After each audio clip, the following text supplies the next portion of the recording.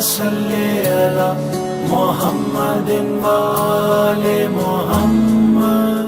لا حول ولا قوة الا باللہ العلی العظیم۔ حسبنا اللہ ونعم الوکیل، نعم المولا ونعم النصیر۔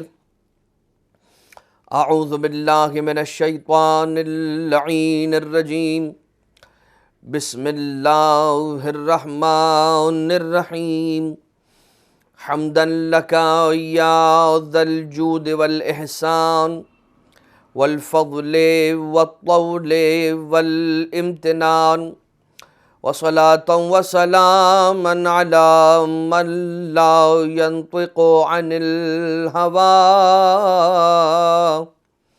إن هو إلا وحي يوحى، حبيب قلوبنا وشفيع ذنوبنا وطبيب نفوسنا، مولانا ومولى الثقلين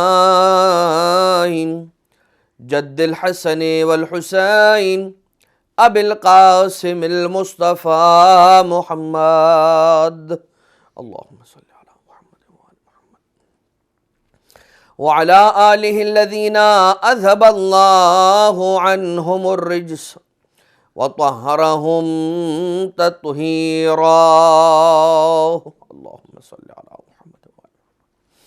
لا سيما على الإمام المنتظر والحجة الثاني عشر، واللعنة الدائمة الباقية على أعدائهم ومنكري فضائلهم وغاصبي حقوقهم من الأزل إلى قيام يوم الدين. أما بعد، فقد قال الله سبحانه وتعالى في محكم كتابه ومتقن خطابه وهو أصدق القائلين، بسم الله الرحمن الرحيم. والله أخرجكم من بطون أمهاتكم لا تعلمون شيئا وجعل لكم السمع والأبصار والأفئدة لعلكم تشكرون۔ مومنین اور مومنات، ناظرین کرام، سلسلہ درس ہے اور معارف اہل بیت اطہار علیہم السلام مومنین اور مومنات تک پہنچانے کی ایک کوشش۔ آج کی حد تک جس عنوان کو منظور نظر رکھتے ہوئے کچھ معروضات آپ کی خدمت میں عرض کرنے کی سعادت کو حاصل کیا جا رہا ہے، وہ عنوان ہے کہ انسان پروردگار عالم کی اس دی گئی بہت بڑی نعمت یعنی کہ وجود اور اپنی زندگی کو بہتر انداز سے کیسے گزار سکتا ہے۔ عزیزان محترم، قرآن کریم کی سورۃ النحل کے اندر یہ آیت کہ جو وافی ہدایت ہے، اس میں ارشاد رب العزت ہو رہا ہے کہ بسم اللہ الرحمن الرحیم، واللہ اخرجکم من بطون امہاتکم لا تعلمون شیئا، وہی خدا ہے کہ جس نے تمہیں تمہاری ماؤں کے بطن سے اس حالت میں خارج کیا کہ لا تعلمون شیئا، تم کسی شے کا علم ہی نہ رکھتے تھے، کسی شے کا علم نہ رکھتے تھے۔ وَجَعَلَ لَكُمُ السَّمْعَ وَالْأَبْصَارَ وَالْأَفْئِدَةَ، اور ہم نے تمہارے لیے قرار دیا قوت سماعت کو اور قوت بصارت کو، والافئدہ اور قوت غور و فکر کو۔ عزیزان محترم، یہاں پروردگار عالم جب اپنے بندوں سے خطاب کر رہا ہے تو دیکھیے کیا انداز ہے اپنے بندوں کو پکارنے کا۔ پروردگار عالم یہ ارشاد فرماتا ہے کہ واللہ اخرجکم، وہی خدا ہے کہ جس نے تمہیں تمہاری ماؤں کے بطن سے اس حالت میں خارج کیا کہ لا تعلمون شیئا، کہ تم کسی شے کا علم نہیں رکھتے تھے۔ معنی کیا ہوا کہ تم جاہل تھے، جب تم اس دنیا میں آئے تو تم جاہل تھے۔ یہ جملہ ہو سکتا تھا، بالکل اس جگہ پہ یہ جملہ ہو سکتا تھا کہ یہ کہا جاتا کہ لا تعلمون شیئا کی جگہ کہا تھا تجہلون، لیکن پروردگار عالم نے، رب ذوالجلال نے، رب الارباب نے، اکرم الاکرمین نے، اجود الاجودین نے یہ ارشاد فرمایا کہ لا تعلمون شیئا، تم کسی شے کا علم نہیں رکھتے تھے۔ علم کے نہ ہونے کا ذکر کیا، جہالت کے ہونے کا ذکر نہیں کیا۔ لفظ جہالت کو یوز نہیں کیا پروردگار عالم نے، گویا خدا تعالیٰ نے بتلا دیا کہ دیکھو جب میں اپنے بندوں سے بات کرتا ہوں تو میرے بات کرنے کا انداز یہ ہوتا ہے کہ کوئی ایسی شے نہ ہو کہ جس سے میرا بندہ افسردہ ہو جائے، اس کی دل آزاری ہو جائے۔ یہاں پروردگار عالم نے کیا لہجہ، خوبصورت لہجہ اور محبت بھرا لہجہ اپنایا ہے۔ جہالت کی بات کی بھی ہے مگر لا علمیت کے ذریعے سے۔ اسی طرح سے ہم بندگان خدا کو بھی اس بات کا خیال رکھنا چاہیے کہ جب ہم بندگان خدا سے بات کریں، مومنین سے بات کریں، تو پھر اس انداز سے بات کریں کہ التی ہی احسن، کہ جو بہترین سے بہترین طریقہ ہے۔ اللہ نے بندوں کو وجود عنایت فرمایا، پیدا کیا، خلق کیا، نہیں تھا اور خلق ہوا۔ اب یہ جو ساری کی ساری اللہ نے انسان کو نعمتیں دی ہیں نا، سماعت، بصارت اور فکر، اس کے معنی یہ ہیں، اور یہ بتلاتا یہ ہے، یہ سکھلاتا اور سمجھاتا یہ ہے کہ دیکھو تم اس دنیا میں لا علم آئے تھے۔ کیوں؟ تم جب آئے تھے تو کوئی علم لے کر نہیں آئے تھے، مگر جب تمہیں بھیجا تھا میں نے، کان یعنی کہ قوت سماعت دے کر بھیجا تھا، آنکھوں کی دیکھنے کی قوت تمہیں دے کر بھیجا تھا، اور غور و فکر کرنے کی قوت دے کر بھیجا تھا، تو یہ سوال تو نہیں ہوگا کہ جاہل کیوں آئے تھے اس دنیا میں، لا علم کیوں آئے تھے، مگر یہ سوال ضرور ہوگا کہ قوت سماعت و بصارت و فکر کے رکھنے کے بعد اس دنیا سے لا علم پلٹ کیسے آئے۔ تو جاہل اس دنیا میں آئے تھے، لا علم آئے تھے، اس کا سوال نہیں ہوگا، مگر لا علم اگر پلٹ گئے تو اس کا سوال ضرور ہوگا۔ لہٰذا انسان کو ہمیشہ علم کی تقاضا کے اندر لگے رہنا چاہیے اور علم حاصل کرنے کی کوشش کے اندر لگے رہنا چاہیے۔ لعلکم تشکرون، شاید کہ تم اس کے شکر گزار بندے بن جاؤ۔ اب یہاں سے ہماری بات شروع ہو رہی ہے۔ اللہ نے تمہیں یہ دیا، یہ دیا، یہ دیا، وہی خدا کی جس نے تمہیں تمہاری ماؤں کے بطن سے اس حالت میں خارج کیا کہ لا علم تھے اور تمہیں سماعت، بصارت، فکر دی۔ لعلکم تشکرون، شاید کہ تم اس کے شکر گزار بندے بن جاؤ، شاید، یعنی تمہیں دے تو سب کچھ دیا ہے میں نے، نعمتیں ساری ہے تمہارے پاس، اللہ کا دیا ہوا سب کچھ ہے، مگر پھر بھی ضروری نہیں ہے، 100% طے بات نہیں ہے کہ تم اللہ کے شکر گزار بندے بن بھی جاؤ گے۔ لعلکم تشکرون، شاید کہ تم میرے شکر گزار بندے بن جاؤ، تم شکر کرنے والوں میں سے ہو جاؤ۔ کیا ہے شکر کا مطلب؟ کیا ہے انداز شکر؟ شکر کا جو سمپل یا بہت سادہ الفاظ کے اندر اگر بیان کرنا چاہوں تو وہ یہ ہے کہ انسان اپنی زندگی کو، اپنی اس قوت سماعت کو، اس قوت بصارت کو، اس قوت فکر کو جو خدا نے دی ہے اسے خدا ہی کی راہ میں خرچ کرے، یا اگر خدا کی راہ میں خرچ نہ کرے تو کم سے کم اتنا کرے کہ جہاں خدا کی ناراضگی ہے وہاں خرچ نہ کرے، وہاں استعمال نہ کرے۔ یہ آنکھیں کس کی دی ہوئی ہیں؟ خدا کی دی ہوئی ہیں۔ ہم یہ سمجھتے ہیں کہ میری اپنی ہے، یہ پراپرٹی ہماری نہیں ہے، پراپرٹی تو اسی کی ہے، پوزیشن میں ہمارے ہے۔ یہ جو اللہ کی دی ہوئی آنکھیں ہیں نا، یہ ملکیت اس کی ہے، مگر اس وقت ہم اسے پوزیس کرتے ہیں، ہمارے ہاتھوں میں۔ یہ زبان جو ہم اپنی مرضی سے جہاں چاہتے، جیسے چاہتے، جس پہ چاہتے چلا دیتے، مگر یہ زبان جو ہے نا، یہ دی ہوئی خدا کی ہے، پراپرٹی اس کی ہے، پوزیشن میں ہمارے ہے۔ کان جو چاہتے ہیں سن لیتے ہیں، اور جو اس کی مرضی کے مطابق ہو یا مرضی کے مطابق نہ ہو سنتے ہیں، لیکن یہ پراپرٹی خدا کی ہے، پوزیشن میں ہمارے۔ لہٰذا کرنا کیا ہے؟ کرنا یہ ہے کہ اپنے ان کاموں کے اندر استعمال کریں کہ جو اللہ کی مرضی کے مطابق ہے، یہ اس کی خوشی کا سبب بنتا ہے۔ اچھا، اب اس کی بڑی ایک خوبصورت مثال ہے، علماء کرام نے بھی دی ہے، کتابوں میں بھی لکھی ہے، اور مختلف جگہوں کے اوپر یہ مثال ملتی ہے، اور وہ مثال یہ ہے کہ جب انسان، یعنی یہ والا جو سینیریو ہے، اس سینیریو کا مطلب کیا ہے کہ یہ جو اللہ کا دیا ہوا ہے، پراپرٹی اس کی ہے، پوزیشن میں ہمارے۔ بہت سادہ سی مثال اسی دنیا کی، جب انسان کسی کے یہاں پر ڈرائیوری کی نوکری کرتا ہے تو گاڑی کا سٹیئرنگ اس کے ہاتھ میں ہوتا ہے، گاڑی کا پوزیشن اس کے پاس ہوتا ہے، گاڑی کی چابی اس کے پاس ہوتی ہے، مگر وہ گاڑی کا مالک نہیں ہوتا ہے۔ جب وہ کسی کے یہاں پر ڈرائیور ہوتا ہے تو جب وہ کسی کی ڈرائیوری کی نوکری کر رہا ہوتا ہے تو اس کا کام یہ ہوتا ہے کہ مالک کی مرضی کے مطابق جہاں جہاں مالک لے جانا چاہ رہا ہے اس گاڑی کو، وہاں پر اس کا سٹیئرنگ موڑ دے۔ تبھی اچھا ڈرائیور کہلائے گا کہ جب وہ اپنے مالک کی مرضی سے، اگر صبح مالک 9 بجے کہتا ہے کہ میرے آفس یہ گاڑی مجھے لے کر پہنچا دو مجھے، تو یہ اچھا ڈرائیور اس وقت ہوگا کہ جب مالک کو گاڑی میں بٹھا کر لے جائے اور مالک کی مرضی سے گاڑی کا سٹیئرنگ جہاں وہ چاہ رہا ہو وہاں گھمائے. اسی طرح سے یہ آنکھیں پروردگار عالم کی ملکیت ہے. اللہ نے اس وجود کو ہمیں عطا کر کے ہماری جو روح ہے اس وجود کے اندر رکھ دی, اور یہ پورا کا پورا وجود ہمیں عطا کر دیا کہ یہ لو تمہیں پوزیشن دے رہا ہوں اس کی. یہ آنکھیں اب تم چلاؤ گے, یہ زبان اب تم چلاؤ گے, یہ کان اب تم استعمال کرو گے, مگر یاد رکھنا یہ چیز میری ہے, میں نے خلق کیا ہے, میں نے بنایا ہے. تمہارے اندر اتنی صلاحیت نہیں تھی کہ تم خود اپنے آپ کو خلق کر لیتے, تم خود اپنے آپ کو وجود عنایت کر دیتے, یہ تمہارے اندر طاقت نہیں. اب یہ میں نے تمہیں عطا کیا ہے, لہٰذا یاد رکھنا دونوں راستے بتا دوں گا تمہیں اور تم پر چھوڑوں گا. دونوں راستے تمہیں بتا دوں گا, یہ راستہ میری خوشی کا راستہ اور یہ راستہ میری ناراضگی کا راستہ ہے. اما انا ہدیناہ السبیل اما شاکرا و اما کفورا, چاہو تو شکر گزار بندے بن جانا, تمہاری مرضی ہے, میں تمہیں جبر نہیں کروں گا. یعنی کبھی ایسا نہیں ہوگا کہ جب تم گناہ کی طرف جانے لگو گے تو آسمان سے بجلی گرے گی اور تم وہیں پر ڈھیر ہو جاؤ گے, ایسا کبھی نہیں ہوگا. جب تم میری مرضی کے خلاف اپنی آنکھوں کو استعمال کرنا چاہو گے تو یہ نہیں ہوگا کہ تمہاری آنکھیں بند ہو جائیں گی, نہیں, تم جو چاہو گے کر پاؤ گے. لیکن ایک میری خوشی کا راستہ, ایک میری خوشی کا راستہ نہیں. ٹھیک ہے, میں اس بات کو بہت زیادہ ڈریگ نہ کروں.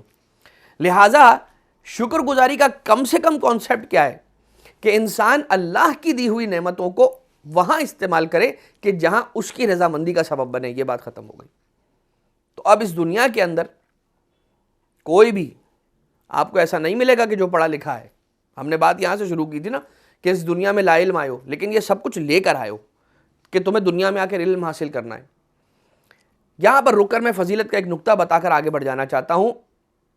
ہر دنیا میں آنے والا لا علم آتا ہے, مگر تاریخ کے اوراق کے اندر ایک ایسا بھی مولود نظر آیا کہ جب وہ اس دنیا میں آیا ہے تو دنیا میں آنے کے بعد اس نے قرآن کریم کی آیتوں کی تلاوت کر کے بتا دیا کہ تم عام انسانوں کی بات اور ہے, ہم ائمہ اطہار کا مقام اور ہے.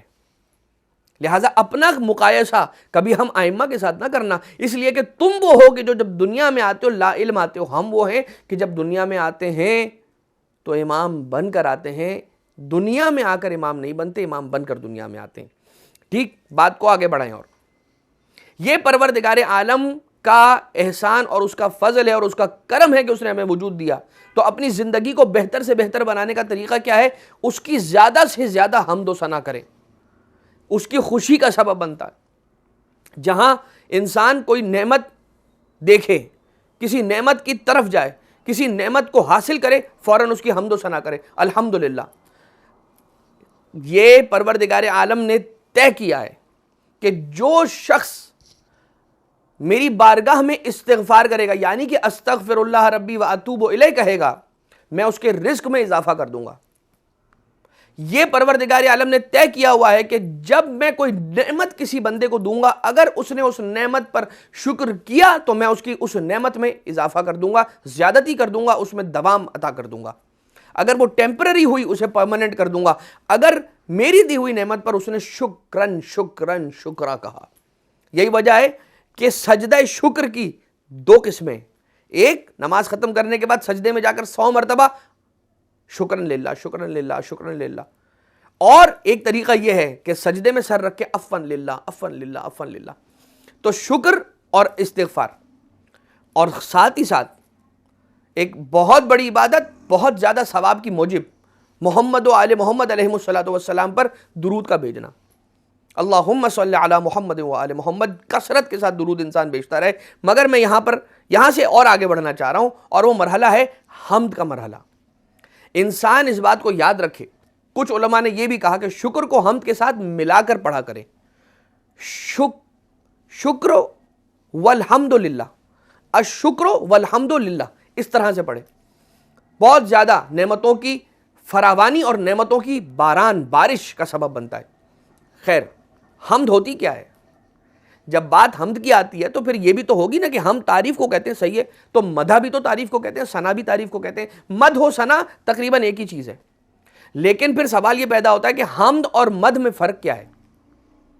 حمد بھی حمد ہے, تعریف ہے, مدح بھی تعریف ہے, لیکن بڑا ایک لطیف نقطہ ہے اس کے اندر, اور وہ فرق یہ ہے, حمد کہتے ہیں اس تعریف کو کہ جو کسی کی ذاتی کمال پر کی جائے, اور مدح کہتے ہیں اس تعریف کو کہ جو تعریف آپ نے کسی کے کمال پر کی ہے نا، وہ کمال اس کا ذاتی کمال نہیں ہے، کسبی ہے، کسی سے لیا ہوا ہے، کسی کا اس کو کمال دیا ہوا ہے۔ اب جو رب الارباب ہے، جو عالم نہیں عین علم ہے، جو رازق نہیں عین رزق ہے، جو عین کرم ہے، کریم نہیں، کریم تو عین کرم ہے پروردگار عالم، کیا حمد ہے اس خدا کی، حمد ہے اس خدا کی کہ جس کا کچھ بھی کسبی نہیں ہے، اپنا ہے اس کا، اور باقی ہم سب اس کے محتاج ہیں۔ نحنو مفتقرون والمحتاجون الی اللہ۔ اچھا یہ بات ہو گئی، تو اب حمد اور ثنا کے اندر ایک فرق آ گیا، حمد اور مدح کے اندر یہ فرق آ گیا کہ حمد ذاتی کمال پر ہوگی، مدح ذاتی کمال پر نہیں ہوگی۔ کسی نے چھٹے امام صادق آل محمد امام جعفر صادق علیہ الصلاۃ والسلام، مولا اور آقا چھٹے لال ولایت، آقا سے پوچھا کہ آقا حمد کی بہترین قسم کیا ہے، حمد کرنے کا بہترین طریقہ کیا ہے؟ یعنی آپ ہیں کہ جو وارث علم انبیاء ہیں، آپ ہیں کہ جو منبع علم و دانش ہیں، آپ بتلائیں گے مولا کہ حمد صحیح والی حمد جو ہے نا، کہ جو حمد کی معراج ہو، کیا جملہ ہے؟ سیکھنے آیا مولا سے، مولا نے ارشاد فرمایا کہ جب بھی چاہو اللہ کی حمد کرو تو یہ کہا کرو الحمدللہ کما ہوا اہلو، کہ جب بھی اس کی حمد کرنا چاہو تو یہ کہا کرو الحمدللہ کما ہوا اہلو، حمد ہے اس خدا کی ایسے جیسی حمد کا وہ اہل ہے۔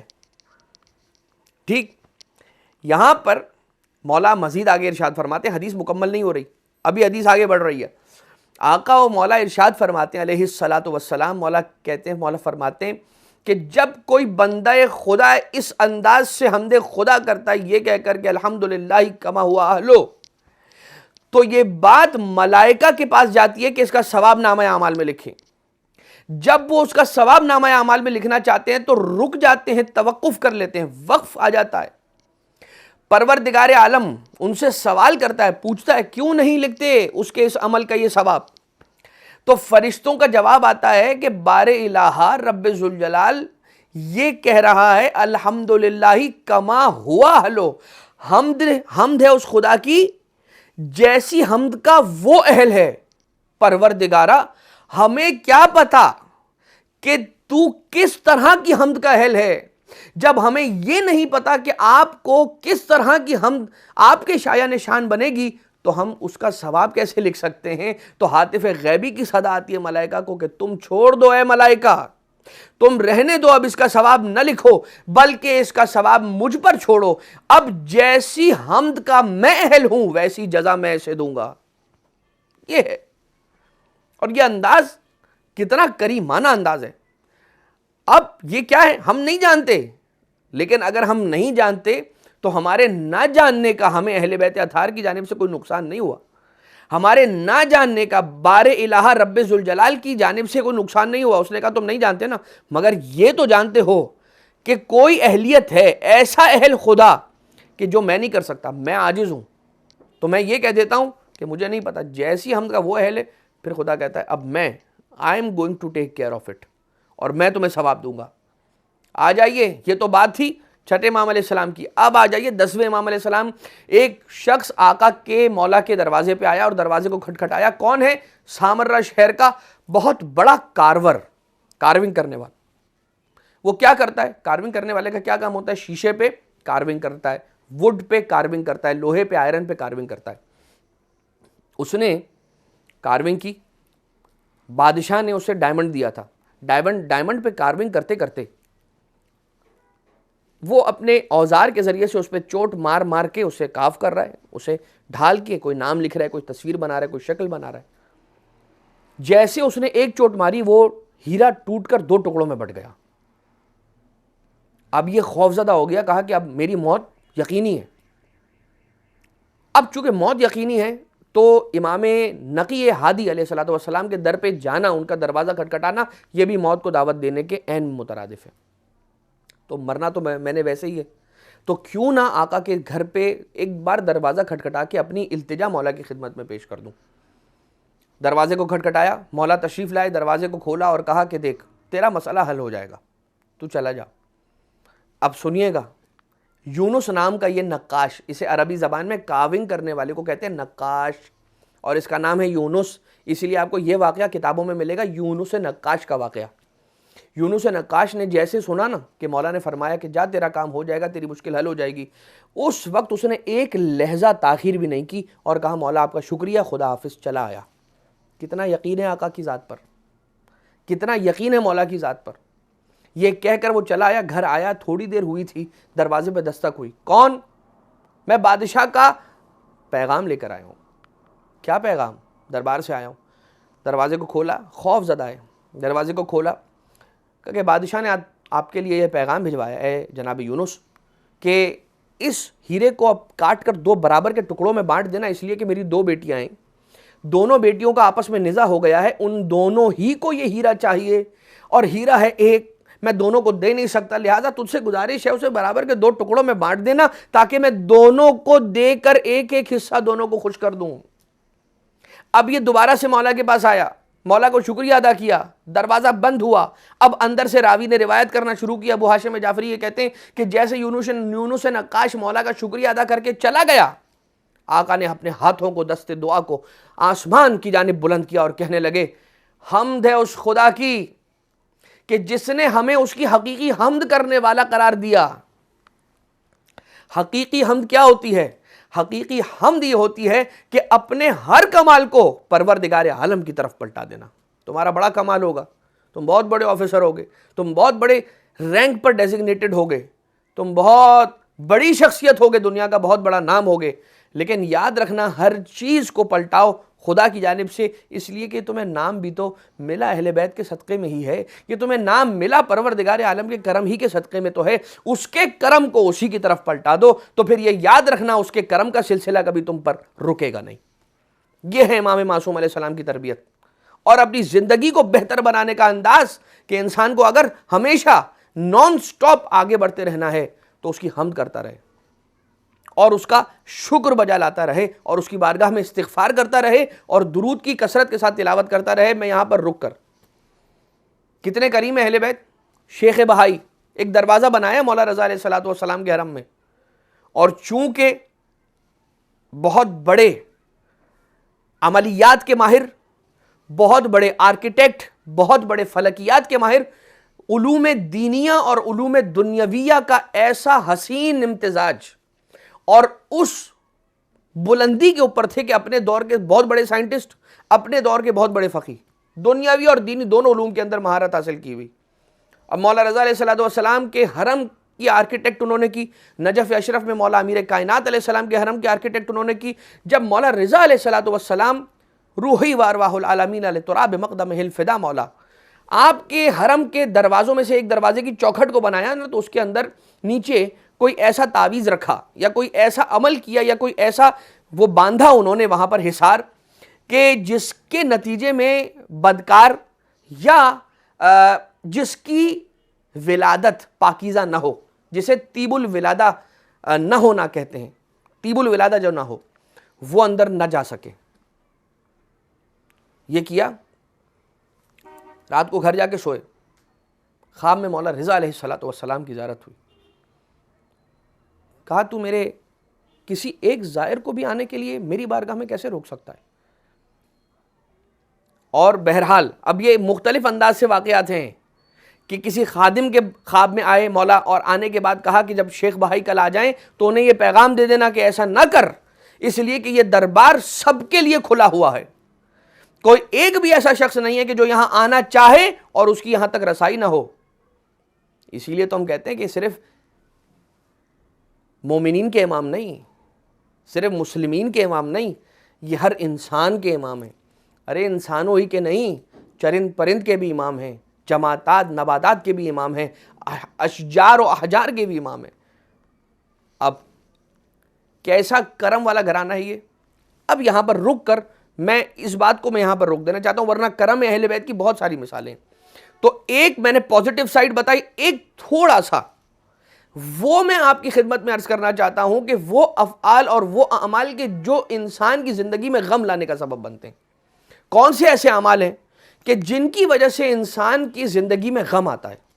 بہت سارے لوگ یہ سوال کرتے ہیں کہ مولانا یہ بتائیے ہمیں نہیں معلوم، ہم ٹھیک ٹھاک تھے، اچانک سے غم آ گیا، اچانک سے کوئی ایسا واقعہ ہو گیا. اب ہر چیز جادو اور سحر نہیں ہوا کرتی، یہ بات یاد رکھیے گا. بہت سی جگہوں پر انسان کا اپنا وہم ہوتا ہے، بہت سی جگہ پر اپنا انسان کا وسوسہ ہوتا ہے، وسواس ہوتا ہے. کہیں پر انسان کی اپنی کیے ہوئے کچھ ایسے اعمال ہوتے ہیں، کہیں پر ایسا ہوتا ہے کہ اب جو میں آپ کی خدمت میں عرض کرنے لگا ہوں، مولا امیر المومنین حضرت آقا سید الوصیین قائد الغر المحجلین آقا امیر المومنین مولا ابو الحسن علی ابن ابی طالب علیہ الصلوۃ والسلام، آقا نے ارشاد فرمایا کہ غم کیوں آئے گا کہ نہ میں دروازے کی چوکھٹ پر بیٹھا ہوں، کہ میں ولا جلستو علی عتبۃ الباب، میں دروازے کی چوکھٹ پر تو نہیں بیٹھا، ولا لبستو سراویلی من قیام، میں نے اپنی جو پینٹس ہیں یا جو ٹراؤزر وغیرہ ہے، جو باٹم ہوتا ہے انسان کا، وہ قیام کی حالت میں تو نہیں پہنا ہے. کھڑے کھڑے پینٹس پہننا، کھڑے کھڑے پجاماز یا ٹراؤزرز کو پہننا، یہ انسان کے لیے غم لانے کا سبب بنتا ہے. دیکھیے انسان ایک مشین بھی لیتا ہے نا، ایک ڈیوائس خریدتا ہے، ایک فون لیتا ہے، اس کے ساتھ بھی ایک مینول آتا ہے، اور اس مینول کے اندر جو بنانے والا ہے نا، اس نے لکھا ہوتا ہے کہ اس کی کیا ٹیکنیکلٹیز ہیں. پروردگار عالم نے انسان کو خلق کیا ہے، پروردگار عالم نے اس پورے نظام الکون کو خلق کیا ہے. وہ جانتا ہے کہ کون سا بٹن دبائیں گے تو کیا ہوگا، کون سا عمل کریں گے تو کیا ہوگا، کس طرح سے رہیں گے تو کیا ہوگا. احادیث بھری پڑی ہیں اس طرح کی روایتوں سے، ہم غافل ہیں.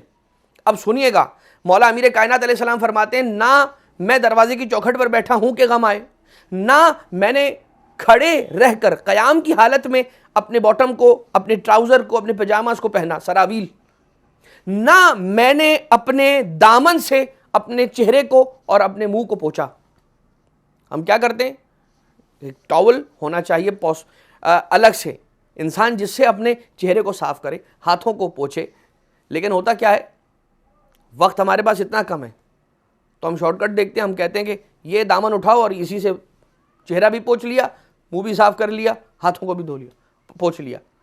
یہ بھی ایک سبب بنتا ہے غم لانے کا. تو 3 چیزیں روایت کے اندر آئیں. ایک یہ کہ عتبۃ الباب کے اوپر بیٹھنا، دوسرا یہ کھڑے رہ کے قیام کی حالت کے اندر ٹراؤزرز کو، پجاماز کو پہننا، اور اپنے دامن سے اپنے چہرے کو پوچھنا. ٹھیک، اب آ جائیے ایک بات اور، کچھ ایسے غم ہوتے ہیں کہ جو کیوں آتے ہیں. اب یہ ایک الگ بحث ہے کہ ایک چیز ہے غم، ایک چیز ہے ہم. غم اور ہم اور غم، ہاں 2 چشمی ہاں اور میم، اور غین اور میم غم. غم وہ ہوتا ہے کہ جسے دور کیا جا سکتا ہے، جسے دور کرنے کے ہمارے پاس نسخے ہیں. ہم ایسی چیز ہے کہ جو اپنی مرضی سے آئے گی اور جب اس کا وقت مکمل ہو جائے گا تو پھر وہ چلی جائے گی. جسے ہم کہتے ہیں کہ جس غم کا دور کرنا بہت مشکل ہو یا جو گہرا غم ہو، اسے ہم کہتے ہیں، ہا میم ہم. لیکن اس کا بھی حل ہے. اہل بیت اطہار جہاں ہو وہاں پر کوئی مشکل نہیں ہے، اس لیے کہ مشکل کشادہ رہی ہے. لیکن میں اس کے قبل، انسان جو گناہ کرتا ہے نا اپنی زندگی کے اندر، تو کچھ گناہ ایسے ہیں، بلکہ زیادہ تر گناہ ایسے ہیں کہ جن کا کفارہ صدقے کے ذریعے سے، نمازوں کے ذریعے سے، استغفار کے ذریعے سے ممکن ہے. مگر کچھ ایسے گناہ ہیں کہ جن سے پروردگار عالم کی ناراضگی اس طرح سے ہوتی ہے کہ پھر ان کے لیے، اس کے دور کرنے کے لیے، اس کے کفارے کے طور پر کیا چیز ہوتی ہے، الہموم. اس کے لیے یہ روایت ہے، الکافی کی روایت ہے کہ اس کے لیے پھر کیا آتا ہے، انسان پر ہم طاری ہو جاتا ہے، اور وہ اس کے ان گناہوں کا کفارہ بنتا ہے. لیکن اب آ جائیے حل کی طرف. میں زیادہ نیگیٹو بات نہ کروں، اس لیے کہ انسان، جب پروردگار عالم نے اس در کو اتنا پر امید در رکھا ہے، اتنا پر امید در رکھا ہے کہ یہاں پر بڑے سے بڑا گنہگار ابھی آ جائے نا تو اس کی بخشش بالکل ممکن ہے. بس اپنے آپ کو ہمیشہ یہ کوشش کرے کہ میں ایسا رکھوں جیسا یہ چاہتے ہیں. آپ کی خدمت میں ثلاثۃ یذہبن عن القلب حزن، الخضراء والماء والوجہ الحسن، کہ 3 وہ چیزیں ہیں کہ جو غم کو دور کر دیتی ہیں. सलासतुन युज़हिबना अनिल क़ल्बि हज़न अल-ख़ज़राउ वल-माउ वल-वजहुल हसन। ये 2 मिसरों के अंदर लिखने वाले ने लिखा क्या कि 3 चीज़ें जो इंसान के गम को दूर कर देती हैं। क्या? अल-ख़ज़रा, ग्रीनरी को देखना। जब इंसान गम की हालत में हो, ग्रीनरी को देखे, गार्डन में चला जाए, वॉक करने लगे गार्डन पर, ग्रास पर, ग्रीन एरिया में चला जाए, ग्रीनरी को देखे। नंबर 2 माँ, पानी के जरिए से अपने चेहरे पर छिड़काव करे, वुजू कर ले। अच्छा, और तीसरा अल-वजहुल हसन, खूबसूरत चेहरे को देखना भी गम को दूर कर देता है। मैं यहाँ पर उमूमन जब ये हदीस पढ़ता हूँ मैं रुकता हूँ यहाँ और अपने जवानों के लिए पैगाम छोड़कर आगे जाता हूँ कि जब ये कहा जाए कि खूबसूरत चेहरे को देखें तो हम आपको ये लाइसेंस नहीं दे रहे हैं कि मौलाना ने कहा था कि खूबसूरत चेहरे को देखो और हमारी यूनिवर्सिटी के अंदर बहुत सारे खूबसूरत चेहरे हैं, लिहाजा अब हम जब भी गमगीन होंगे उन खूबसूरत चेहरों को देखेंगे। तो यहाँ पर ये इमाम मासूम अलैहिस्सलाम ने जो कहा है ना, वो गुनाह के लिए नहीं कहा है, ना महरमों के चेहरों को देखने के लिए नहीं कहा है।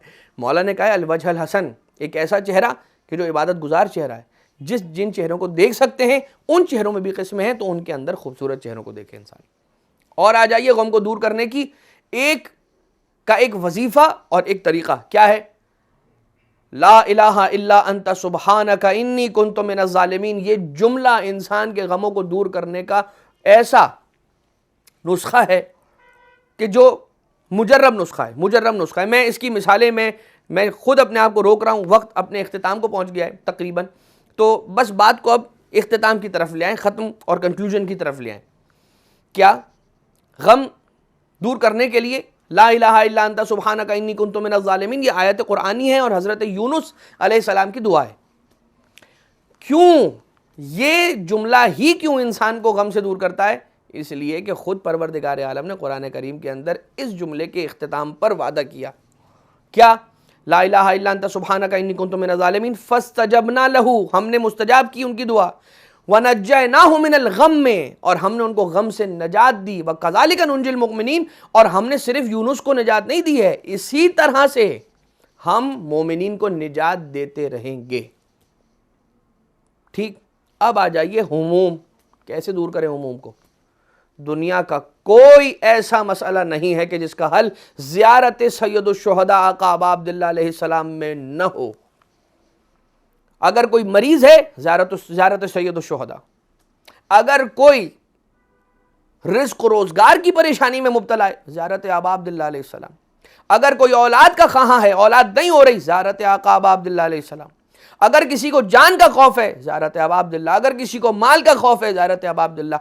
दुनिया का जो मसला हो, दुनिया की जो मुश्किल हो, दुनिया की जो बंद ताला हो, उसके खोलने की कुंजी ज़ियारत हज़रत मौला अबा अब्दुल्लाह हुसैन अलैहिस्सलातु वस्सलाम के अंदर पोशीदा है। ये बात याद रखिएगा।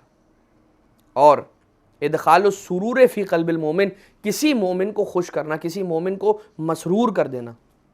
हम सब जानते हैं कि मेरा किसी मोमिन को खुश कर देना कैसे मुमकिन है। मैं कैसे किसी मोमिन को खुश कर सकता हूँ? जितना हो सके अपने मोमिन भाइयों को और जो अतराफ़ के अफराद हैं उन्हें खुश करने की और उनके खुश करने के ज़रिए से परवरदिगार आलम की रज़ाओं को समेटने की कोशिश करें। इस दुआ के साथ कि परवरदिगार हम सब को एक कामयाब ज़िंदगी गुजारने की तौफ़ीक़ इनायत फ़रमाए और अहले बैत अतार अलैहिमुस्सलातु वस्सलाम की नज़र करम हमारी तरफ फेर दे। और ये दुआ है कि जैसा हमें रब्बे ज़ुल जलाल, अंबिया, रसालत माप, आइम्मा अतार अलैहिमुस्सलाम देखना चाहते हैं, वैसी ज़िंदगी गुजारने की हमें परवरदिगार आलम तौफ़ीक़ इनायत फ़रमाए। रब्बना तक़ब्बल मिन्ना इन्नका अंतस समीउल अलीम व तुब अलैना इन्नका अंतत तव्वाबुर रहीम वमा अलैना इल्लल बलागुल मुबीन।